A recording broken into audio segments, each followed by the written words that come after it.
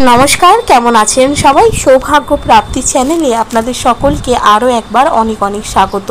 आज आबारो चले एसेछि नतून आरेकटी भिडियो निये जेखाने आमि आपनादेरके जानाबो मा लक्ष्मीके किभाबे सर्वदा निजेर काछे धरे राखबेन तार एकटी छोट्ट उपाय।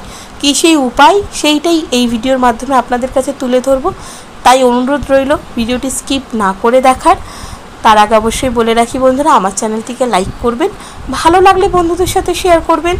एई संक्रांत कोनो जिज्ञासा थाकले अवश्यई कमेंट बक्से एसे जिज्ञेस करते पारेन। सबस्क्राइब करे बेल बाटनटा प्रेस करे राखबेन जाते आमि जखोनी नतुन कोनो भिडियो दिई ना केन सेटा सरासरि आपनार काछे पौंछे जाय। तो चलुन बंधुरा भिडियोटा शुरू करी। अनेक क्षेत्रे अनेक मानुष आछे जे नानान रकम टानापोड़ेने भोगेन, तार मध्य थेके आर्थिक कष्ट एकटा एमन कष्ट सेटा যখন মানুষের সাথে থাকে শুধুমাত্র সেই জানে যে সেই কষ্টটা তাকে কতটা ভোগায়। তাই সেই আর্থিক কষ্ট থেকে উঠে আসতে সর্বদা মা লক্ষ্মীকে নিজের কাছে রাখতে একটা দুর্দান্ত উপায় আছে। সেই উপায়টি যদি করতে পারেন আর্থিক উন্নতি হবেই। সেই জন্য যেটি করতে হবে সেটি হচ্ছে এক টুকরো সাদা চন্দন কাঠ, এক টুকরো সাদা চন্দন কাঠ একটা লাল কাপড়ে বেঁধে মা লক্ষ্মীর চরণে অর্পণ করুন।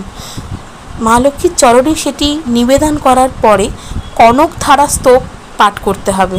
কনকধারা স্তব পাঠ করলে মা লক্ষ্মীর আশীর্বাদ সব সময় যিনি পাঠ করেন তার উপরে এবং তার পরিবারের সদস্যের উপরে বর্ষিত হয়। তাই অবশ্যই এই ক্রিয়াটি করে দেখবেন, অনেকাংশে ভালো ফলাফল পাবেন। এক টুকরো সাদা চন্দন কাঠ একটা লাল কাপড়ে মুড়িয়ে মা লক্ষ্মীকে অর্পণ করুন, তার চরণে নিবেদন করুন, তারপর কনকধারা স্তবটি পাঠ করুন। দেখবেন অনেকাংশে কিন্তু আর্থিক দিক থেকে আপনি সুফল লাভ করবেন। তো কেমন লাগলো বন্ধুরা আমার এই ভিডিওটা অবশ্যই আমাকে কমেন্ট করে জানাবেন।